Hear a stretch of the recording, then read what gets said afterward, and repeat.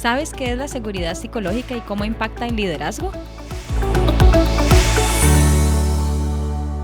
Bueno, hemos preguntado en diferentes talleres y espacios a los líderes activos qué es seguridad psicológica y qué recibimos en promedio.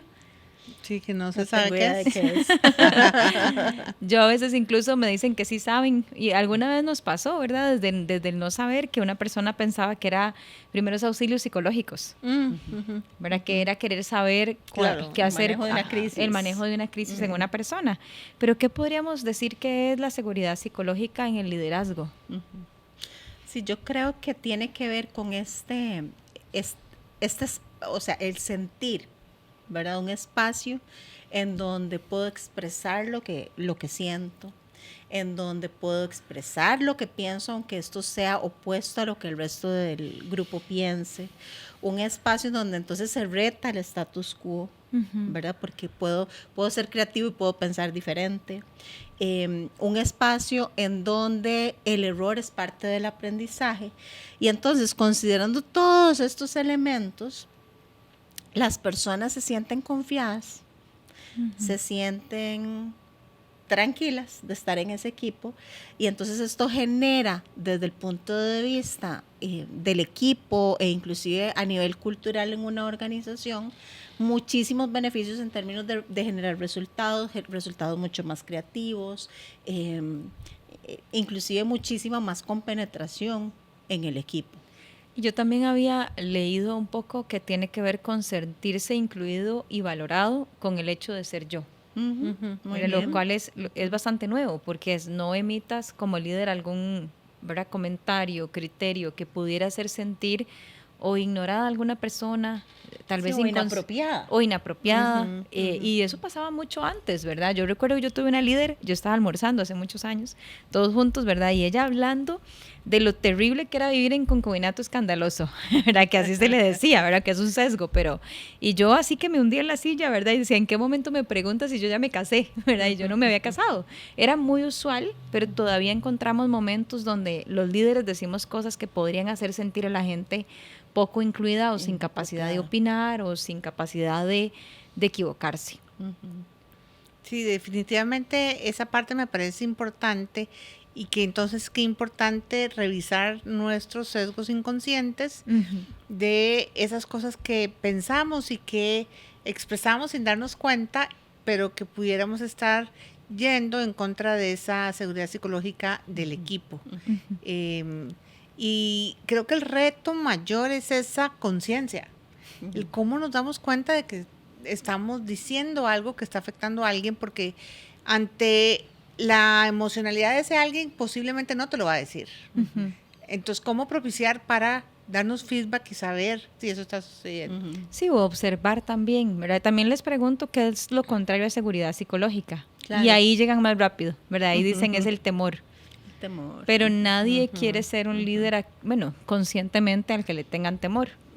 Y entonces nos movemos a veces a como observar, ¿verdad? Yo he observado, y esta semana me pasó con un grupo que la cliente me decía, ¿crees que participaron menos por estar ahí nosotros?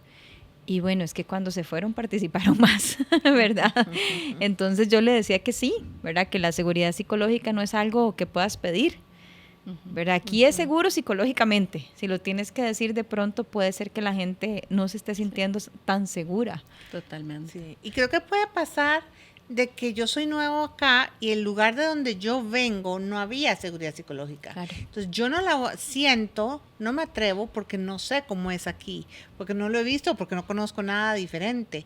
Entonces es un trabajo constante de estar construyéndolo. Sí, inclusive algo que, donde uno encuentra como esa línea así medio gris es, por ejemplo, con cómo nos divertimos en el departamento. Porque a veces nos podemos divertir desde la burla. Y divertirse desde la burla trae abajo toda la seguridad psicológica, porque entonces, si yo me equivoco se van a venir a burlar de mí. Si yo digo esto, voy a ser la comidilla de mis compañeros. Y como líderes, por supuesto que no promover la burla, porque, digamos, he tenido casos de líderes que llegan a coaching y dicen,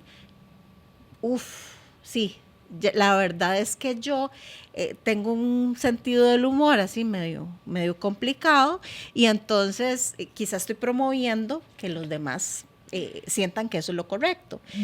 Pero también el detener ese tipo de conductas en el equipo puede generar un mejor resultado de la seguridad psicológica, porque necesito confiar y sentirme como tranquilo, con las defensas bajas, que puedo ser yo, simplemente. Es que yo siempre he pensado que si toda mi energía está en cuidarme, ¿verdad? Estoy como en modo sobrevivir todo el tiempo, es mucho estrés también, no poder ser uno mismo.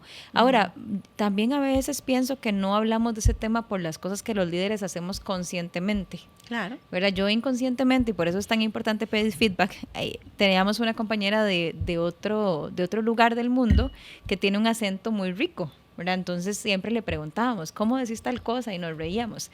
En algún momento alguien observando me dijo, ella se sentirá bien con que, ¿verdad? Te rían. Vacilemos tanto con ella de eso, ¿verdad? Y yo le pregunto, ¿verdad? Yo casi caigo de espalda porque ella me dice, no siempre, a veces es como cansado, ¿verdad? Y yo me sentí súper mal, 10 grados bajo perro, decía un amigo mío. Bueno, de los perros de antes, los de ahora ya no.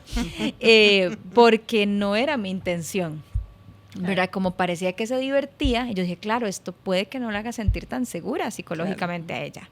Y de ahí la importancia de pedir feedback y ser vulnerable, ¿verdad? Para pedir feedback y decir cómo te sentís con que hablemos de esto. Y se me viene a la mente un ejemplo muy interesante. En un lugar donde distribuyen dispositivos médicos, había una coachí que todo el mundo le decía doctora. Bueno, entonces la doctora tal. Si vas al resto de la organización, hay un montón de farmacéuticos, médicos, etcétera, y a nadie se le dice doctor, solo a ella. Y en algún momento entramos en el tema, ¿a vos te gusta que te digan doctora? Para nada.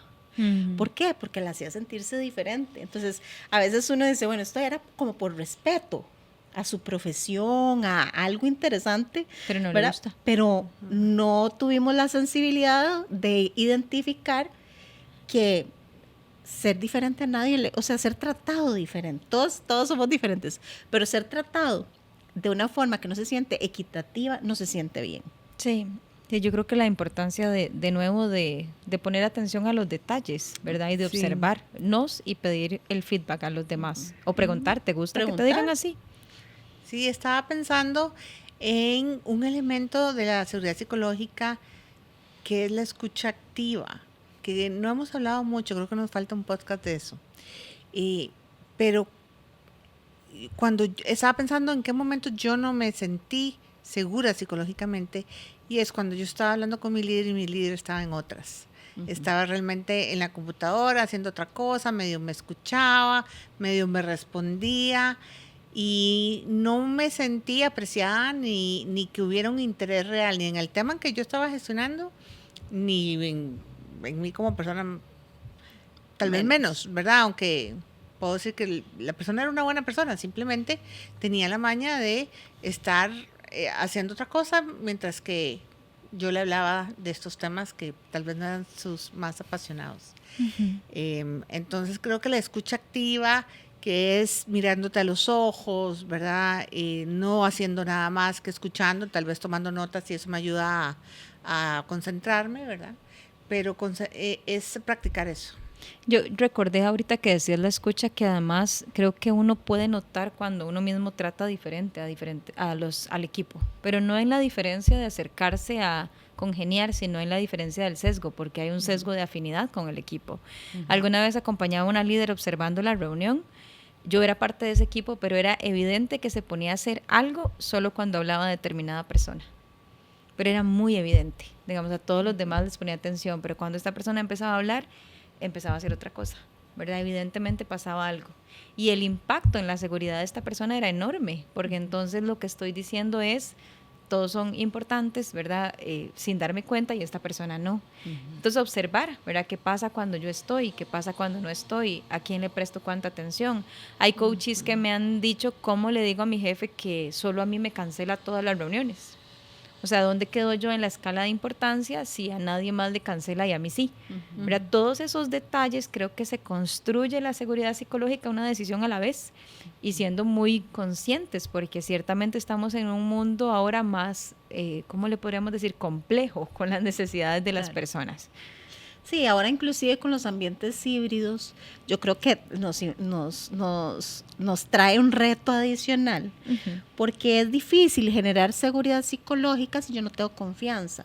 Si yo no tengo confianza de preguntar cómo te sentís cuando te decimos así, o cómo te sentiste en tal situación, o la persona no tiene la confianza de decir lo que cree, ¿verdad? Entonces, tener cercanía se hace muy importante.